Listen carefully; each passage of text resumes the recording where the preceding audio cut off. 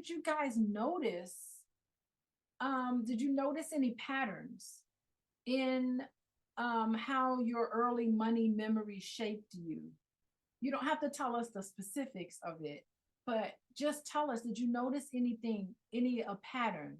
Rhonda, Elaine, Marina, Hitchcock, Asia. Asia, yes. Okay, you raise your hand. Did you notice any patterns? Did you notice any patterns about how your early memory about money has shaped you today? Anybody like to share early? I can share my one of my early memories is I would go to the grocery store with my dad, and my dad would he would make me add everything up. He would make it was almost like a money exercise. So everything he put in the cart, he would say, okay, how much is this cost? And I would be like, it'd be $3. It'd be $3 and some change. He said, okay, so round up.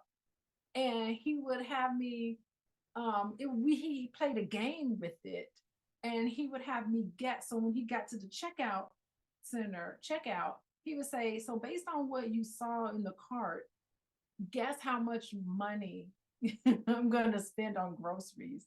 And I would be like, oh, and I remember like trying to guess and trying to add it up. I may have been like 8 or 9 years old. But like trying to add up how much money it was. And it was back in the day, this was the 80s. He wrote checks.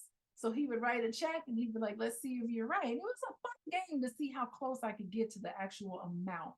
And that was really, it affects me today because I continue to do that. Like when I go grocery shopping, I always try to add up. It makes me conscious about how I'm spending money because a lot of times you just throw stuff in the cart and you don't even think about it. So it made it so that I always think about how much money I'm spending, when I'm going somewhere. So Rhonda, you raised your hand. What do you have to say? Oh. Okay, I don't know. What do you have to say? I see that you raised your hand. You want to share something with us? Okay, Asia shared. Okay, write it in the chat what you want to share.